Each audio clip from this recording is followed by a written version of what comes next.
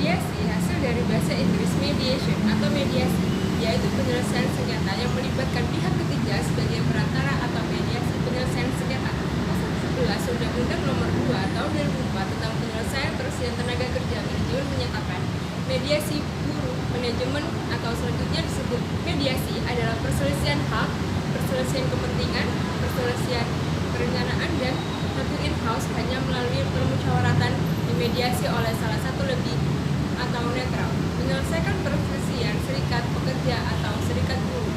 Mediasi adalah suatu proses di mana para pihak yang bersengketa dengan bantuan seorang praktisi penyelesaian sengketa atau mediator mengidentifikasi masalah yang disengketakan, mengembangkan pilihan, mempertimbangkan alternatif, dan berusaha untuk mencapai kesepakatan.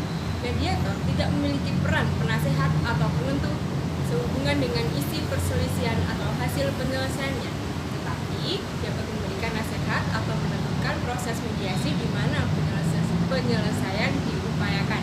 Jadi kesimpulannya, pengertian mediasi adalah suatu cara penyelesaian sengketa di luar pengadilan melalui perundingan yang melibatkan pihak ketiga yang netral dan tidak memihak terhadap para pihak yang bersengketa, dan dapat disimpulkan bahwa keberadaannya dapat diterima oleh para pihak yang bersengketa.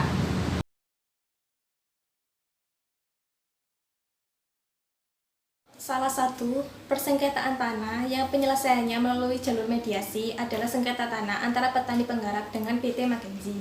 Para petani penggarap eks tanah HGU PT McKinsey ini menuntut agar tanah tersebut harus bisa disertifikatkan dan sepenuhnya menjadi milik petani. Penyertifikatan pernah dijanjikan saat Bupati Pemalang, Makros, masih menjabat.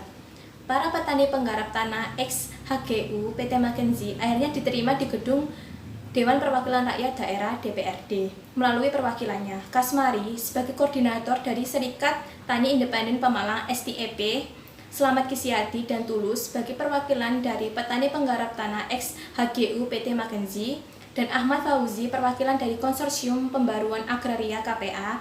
Sementara itu dari Dewan Perwakilan Rakyat Daerah DPRD diwakili oleh Parjanto, dan dari Pemda Pemalang diwakili Asisten Irif Dijaya, serta dari Kantor Pertanahan Kabupaten Pemalang diwakili oleh Kasten Situmorang. Mediasi yang dilakukan di gedung DPRD antara perwakilan petani dengan pemerintah daerah adalah untuk mendengarkan apa yang diinginkan oleh para petani.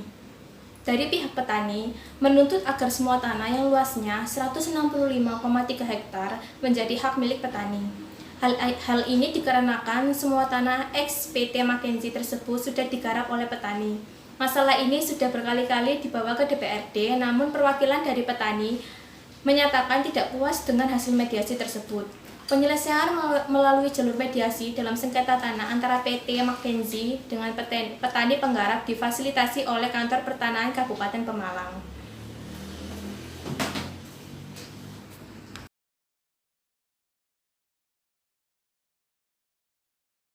Penyelesaiannya, proses penanganan dan penyelesaian sengketa tanah antara petani penggarap dengan PT McKinsey melalui mediasi ini dilakukan secara dua tahap, yaitu mediasi yang dilakukan oleh Kantor Pertanahan Kabupaten Pemalang dan mediasi yang dilakukan oleh Kantor Wilayah Jawa Tengah. Mediasi yang telah dilakukan tersebut keduanya sudah sesuai dengan keputusan Kepala Badan Pertanahan Nasional Republik Indonesia Nomor 34 Tahun 2007 tentang petunjuk teknis penanganan dan penyelesaian masalah pertanahan, khususnya petunjuk teknis mekanisme pelaksanaan mediasi.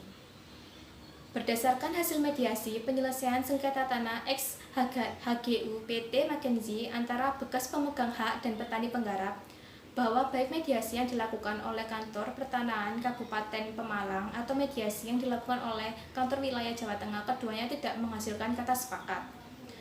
Para pihak dapat menempuh upaya lain atau upaya hukum lain, yaitu melalui pengadilan hukum perdata guna menyelesaikan kasus sengketa tanah PT McKinsey ini.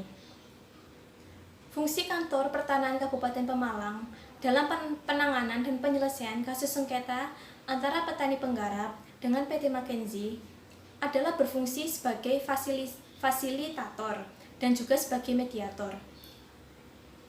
Berfungsi sebagai fasilitator yaitu memfasilitasi proses penyelesaian sengketa tanah PT Magenzi antara bekas pemegang hak dan petani penggarap yang dilakukan melalui mediasi.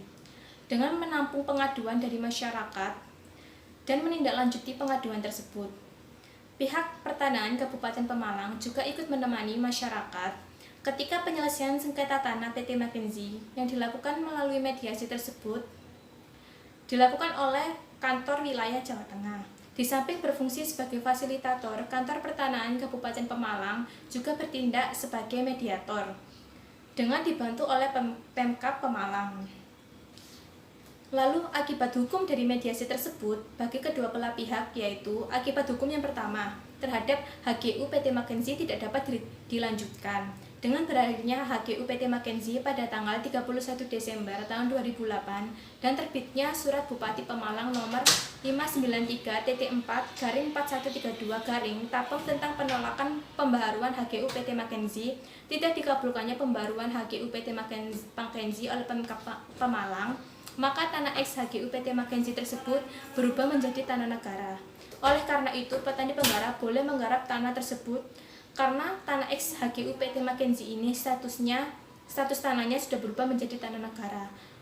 Akibat hukum yang kedua yaitu bagi petani penggarap bahwa petani tidak dapat mensertifikatkan tanah tersebut.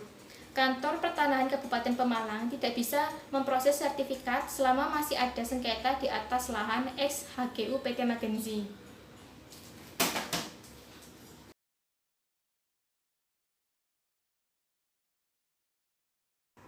Keuntungan mediasi. Terlepas dari keuntungan yang disebutkan di atas, keuntungan tambahan dari mediasi diperiksa secara rinci di bawah ini.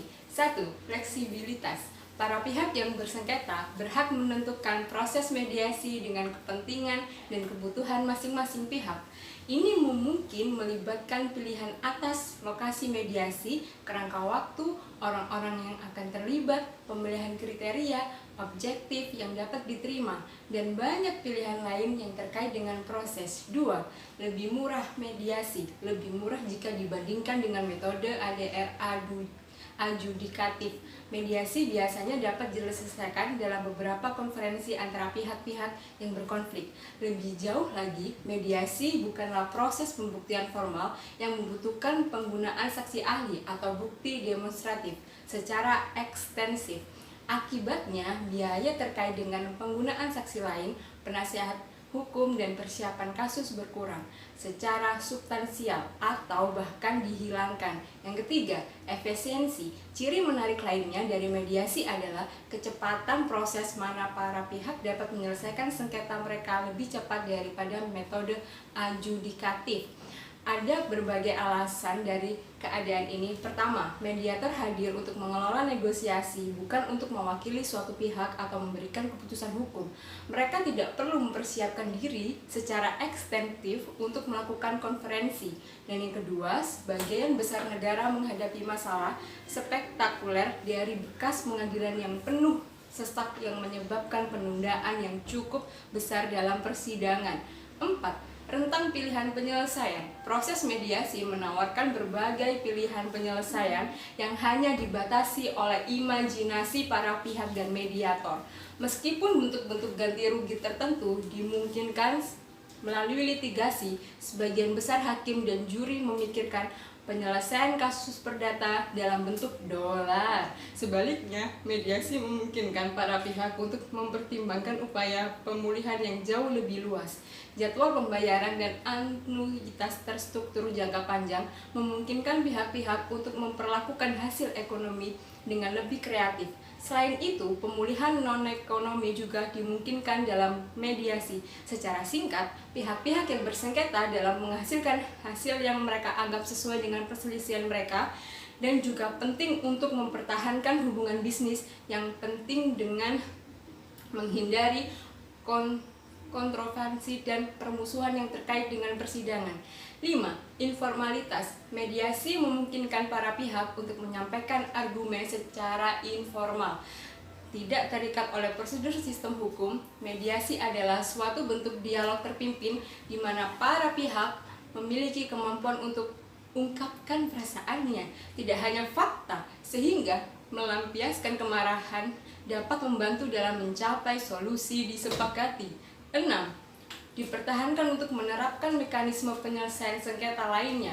Sebagaimana disebutkan di atas, para pihak setiap saat bebas untuk memilih keluar dari proses mediasi tanpa alasan yang sah atau dapat dibenarkan. Selain itu, proses mediasi tidak boleh menghalangi hak utama para pihak untuk menerapkan mekanisme penyelesaian sengketa lebih formal seperti arbitrase atau litigasi.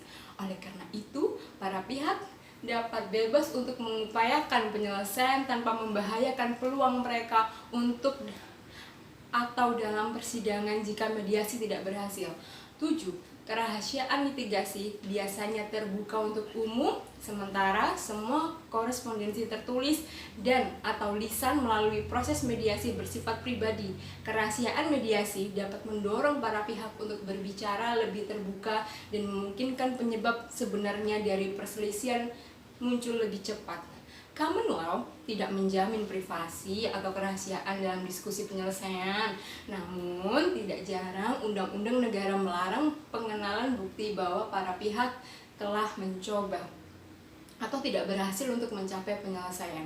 Banyak undang-undang negara, bagian dan aturan ADR mengharuskan mediasi, dan mediasi juga memiliki kekurangan. Kerugian mediasi yang paling sensitif adalah 1.